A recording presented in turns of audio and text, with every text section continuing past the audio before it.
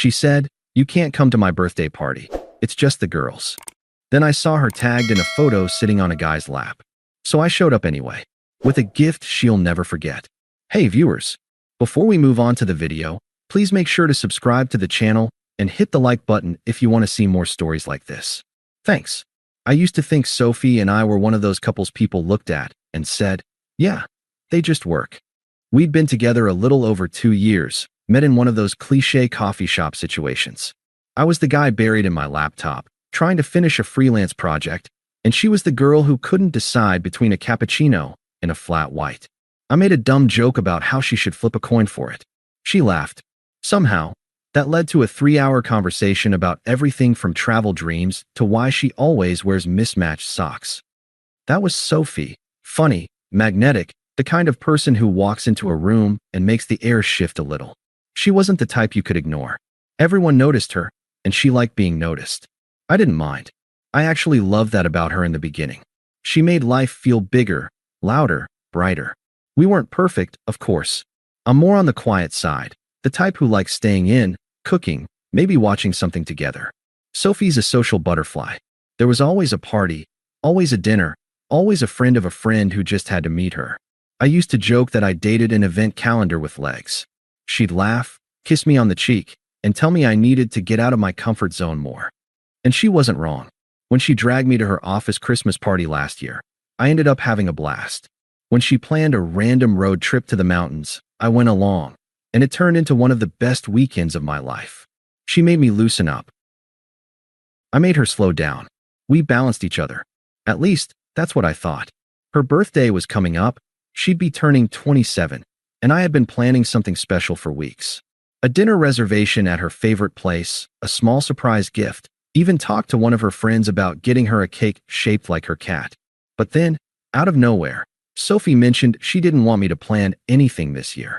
She said, "I'm just gonna do a girls-only night this time. Nothing big, just me and the girls hanging out. You don't have to worry about it, babe." I remember I laughed and said, "All right, fair enough. You deserve to relax with your friends." She smiled and kissed me, said I was the best boyfriend ever. And maybe that should have been the first red flag, the way she said it, a little too quickly, like she needed to sell me on it. But I didn't think much of it.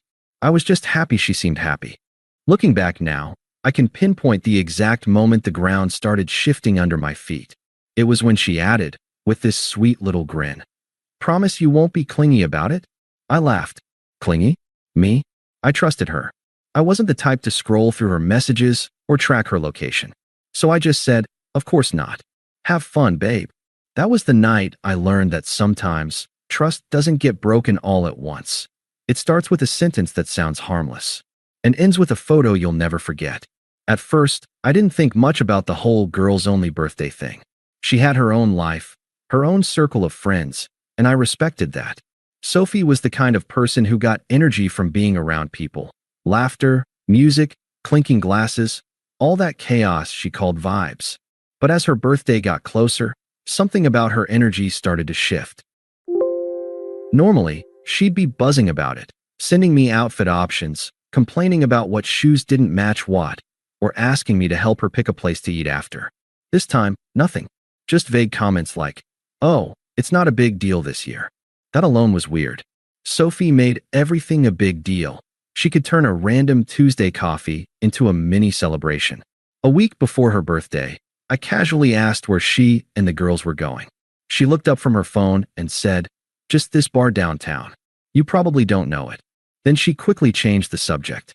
That "you probably don't know it" stuck with me. I mean, sure, maybe I didn't, but why sound so defensive? 2 days later, I overheard her on the phone in the kitchen, laughing in that way she only did when she was talking to her best friend, Mariah. I wasn't eavesdropping, just grabbing something from the fridge. But I heard her say, "No, he's not coming. I told him it's just us girls." Don't make it awkward. That one hit different. It wasn't what she said, it was how she said it.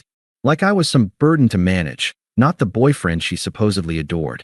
Later that night, I brought it up gently. I said, "Hey, I heard you talking to Mariah earlier. You sure you don't want me to swing by the party later? I could at least drive you guys home." She laughed, a little too loudly, and said, "Oh my God, babe, Don't be clingy. It's one night. Let me just have fun with my girls, okay? That word again. Clingy. It stung. I'd never once tried to control who she hung out with or where she went. If anything, I was the opposite, the easygoing guy who trusted too much. I told myself I was overthinking, that it was fine, that she'd earned her night out. But then she started acting like she was hiding something. Her phone never left her hand. She turned off her notifications, changed her lock screen, even started showering with her phone in the bathroom, something she'd never done before. When I'd ask what was up, she'd roll her eyes and say, "You're being paranoid. It's just my group chat blowing up about the party. We're trying to figure out outfits and stuff." Fine. I believed her. Or maybe I just wanted to. The night before her birthday, she stayed up late, finalizing plans. I fell asleep on the couch waiting for her. When I woke up, her laptop was still open on the coffee table. The screen was dark, but one notification from Messenger had popped up, a name I didn't recognize. Ryan. The message preview read, "Can't wait to see you tomorrow." My stomach dropped. I stared at it for a long time, debating whether to scroll or click or throw her laptop out the window. In the end, I did nothing. I closed the lid and went to bed. The next morning, she acted like nothing was off. She kissed me goodbye, said she'd text when she got home. She looked beautiful, too. Hair done perfectly, new dress, fresh nails. She smelled like jasmine and confidence. And as she walked out the door, all I could think was, she'd never looked that good just for her girls. Still, I told myself to trust her. Because that's what love does. It makes you lie to yourself just a little longer than you should. Sophie's birthday night came and went without a single text. Not a heading out now. Not a love you. Not even a drunk, miss you message, which she always sent on girls' nights, usually followed by a blurry selfie and a heart emoji. Nothing. I stayed home that night. I'd picked up a bottle of wine, planned to watch a movie, maybe send her a "hope you're having fun" text before bed. But as the hours dragged on, the silence started to feel heavier than it should.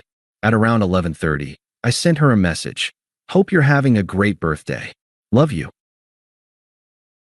It stayed undelivered. I told myself she was probably dancing, phone in her purse, not thinking about it. But when I went to bed at 1 a.m. and still hadn't heard anything, I couldn't shake this cold feeling that something was off. The next morning, I woke up to the sound of my phone buzzing, notifications from Instagram. I wasn't even planning to check them, but one name caught my eye. At Mariah_T had tagged Sophie in a story. My chest tightened. I opened Instagram. The first clip was harmless. Sophie at a table surrounded by her friends, balloons in the background, laughing. I smiled despite myself. She looked happy, genuinely happy. The next story was a boomerang of them clinking glasses. The caption, "Birthday, Queen clinking glasses sparkles #girls night." I almost swiped away. Almost. But then I saw the next tag. It wasn't from Mariah. It was from some guy I didn't recognize. I tapped it. The story was from a bar I didn't know, one downtown where Sophie and I had gone for a date night a few months back. I remember because she said she didn't like the vibe there. Now she was there again, wearing the same dress she'd left the house in. But this time, she wasn't sitting with her girlfriends. She was sitting on some guy's lap. His hand was around her waist. Her head was tilted back, laughing.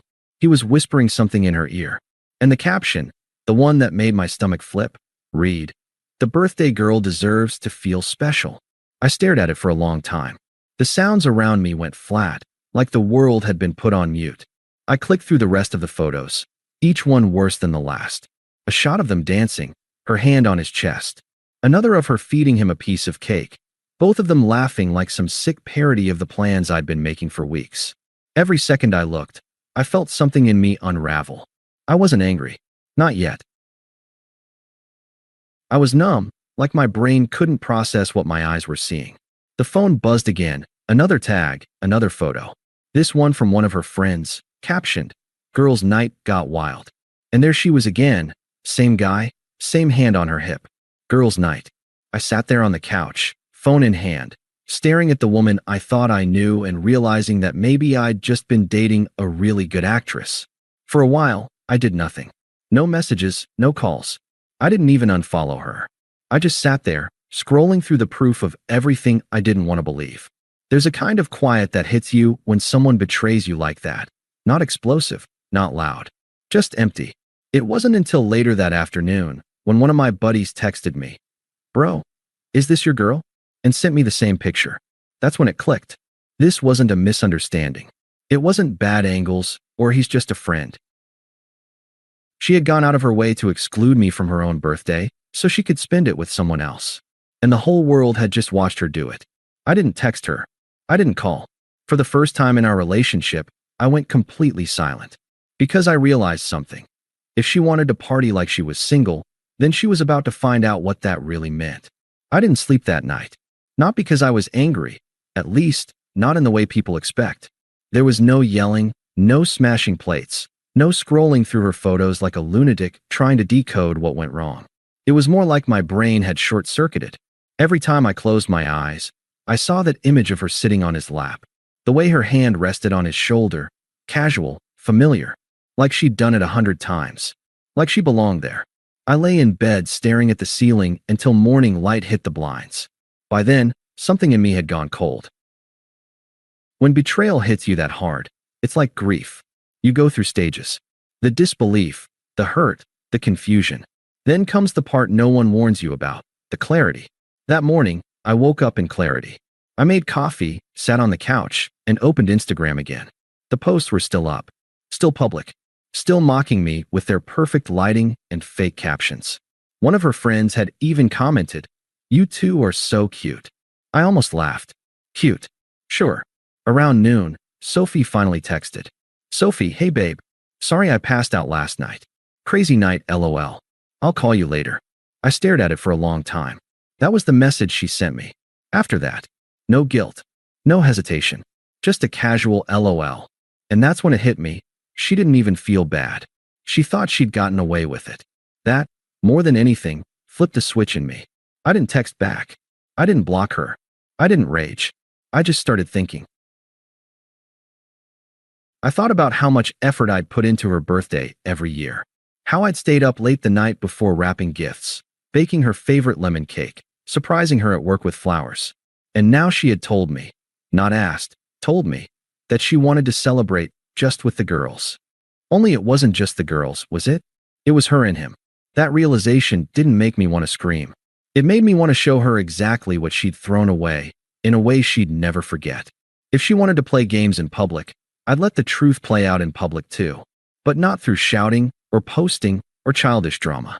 No, she wanted a show. I'd give her one, calm, elegant, and devastating. I started by saving every photo and video I could find from that night. Screenshots, tags, timestamps, everything. Then I thought about her party setup. It had been private, yes, but her friends weren't exactly subtle online. I figured out the bar's location from one of the stories and realized something else. She'd never said I couldn't show up. She'd only said it was girls only. And that gave me an idea. If she didn't want me there as her boyfriend, fine. I wouldn't show up as her boyfriend. I'd show up as the guy delivering a gift. A gift she'd never be able to unwrap without remembering what she did. That's when the plan started forming in my head, not out of rage, but out of purpose. It wasn't about getting even. It was about ending things with absolute clarity, the same way she'd started her betrayal, publicly. She'd chosen the audience. I'd just chosen the finale. I spent the rest of that day in silence. No music, no TV, no calls. Just the quiet hum of my printer and the soft clicks of my mouse as I scrolled through every photo from her birthday. There she was, laughing with her friends, head thrown back, eyes shining. And then there she was again, on that guy's lap, lips close to his ear. The contrast was almost artistic. Each image felt like another nail sealing the coffin of who I thought she was. I saved them all. Cropped, adjusted, printed. High quality, glossy paper. No grain, no blur. If I was going to do this, it had to look deliberate, not petty. Clean. Precise. Then I drove to a craft store. I remember the woman at the register asking, "Special occasion?" when I picked out a beautiful white gift box and a silver-rimmed picture frame. Yeah, I said. You could say that. Back home, I laid everything out on the dining table like I was assembling something sacred. I picked 6 photos, the smiling selfies, the toasts, and, in the center, the one that started it all, her sitting on his lap. I arranged them in a collage, almost like a timeline of the night, and wrote one caption across the bottom in black ink. The night you said you needed time with just the girls. Then I slid the collage into the frame and sealed the back. It looked beautiful, actually, like something you'd hang in a living room if you didn't know what it really was. For the finishing touch, I wrapped it carefully, silver paper, white ribbon, clean edges. The kind of wrapping that says someone cared. On the little gift tag, I wrote, "For Sophie, the memories you made mean everything to me." I stared at that line for a while. It wasn't sarcasm. It was true. Those memories did mean something. Not because they were good, but because they finally showed me the truth. Then I started thinking about the delivery. I didn't want a scene. No shouting, no table flipping, no drinks thrown. That's not who I am. I wanted her to feel that sharp, slow humiliation, the kind that sinks in only when everyone around you realizes what you've done. She'd spent the past night surrounded by her friends, laughing, pretending to be the perfect birthday girl. She wanted an audience for her performance, so I'd give her one for the encore. That night, I found out through one of her friends' stories that they were doing a birthday dinner round 2 at the same bar. Same crowd, same energy. Perfect.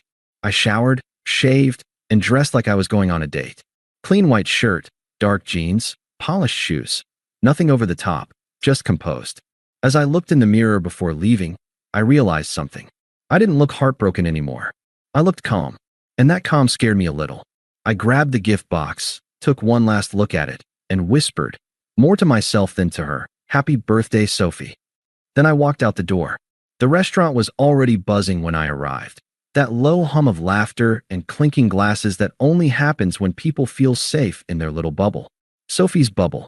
I spotted her right away, sitting at a long table near the back, surrounded by friends.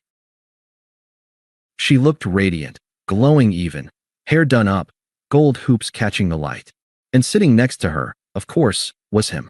The same guy from the photos.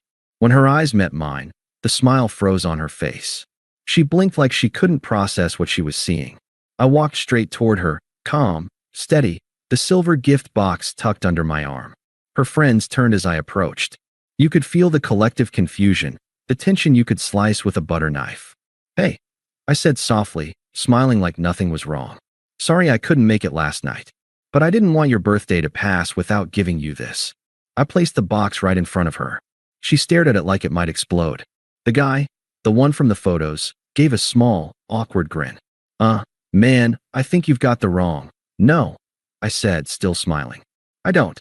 Sophie's hands were shaking when she pulled the ribbon loose. The table had gone silent. Even the music seemed to dim. She lifted the lid. Then she saw the frame. Her expression collapsed.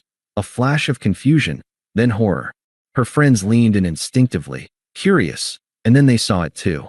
The collage. Her sitting on his lap. Her girls-only night, exposed in perfect high resolution. The silence that followed was absolute. One of her friends actually gasped. Someone else muttered, "Oh my God." Sophie's voice came out thin and trembling. You went through my Instagram?" I tilted my head. "No. You posted it publicly. I just thought you'd want to remember the night you said you didn't want to spend time with your boyfriend." Her face went red, not angry red, but caught red. The guy shifted uncomfortably. "Hey, bro, that's not. Don't." I cut in. "You don't get to bro me. You knew exactly who I was." The whole table just stared. Nobody defended her. Nobody said a word. I wasn't shouting. I wasn't crying. I was just standing there, calm, in control, and that made it worse for her. Much worse.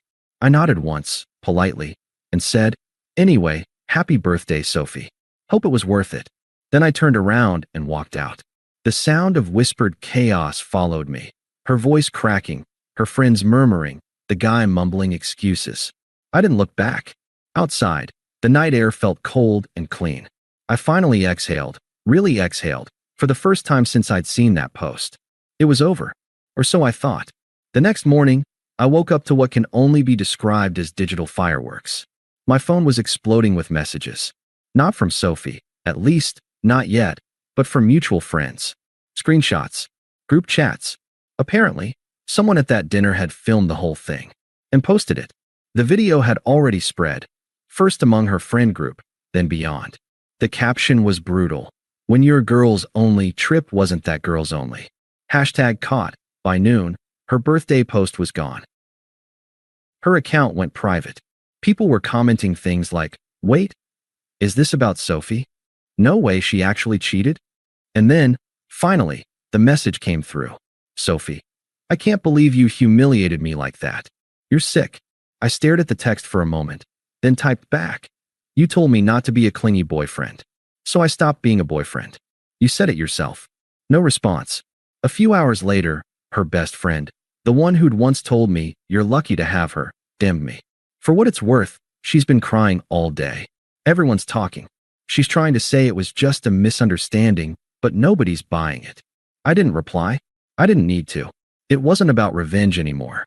It was about truth, and the truth was finally loud enough that I didn't have to shout. A week later, I changed my relationship status to single. Within an hour, she texted again. "Sophie, why is your status single?" I almost laughed out loud. I typed slowly, savoring every word. "Because you told me not to act like your boyfriend. I'm just honoring your request." And then I blocked her. No drama. No final speech. Just silence, the kind that says you're done here. Since then, I've kept that silver frame on a shelf in my apartment. Not as a trophy, not out of bitterness. Just as a reminder. A reminder that when someone shows you who they are, believe them. And if they tell you not to act like their boyfriend, you listen. You stop acting like one. Completely. Thanks for watching. Make sure to subscribe to the channel and hit the like button. What do you think about this story?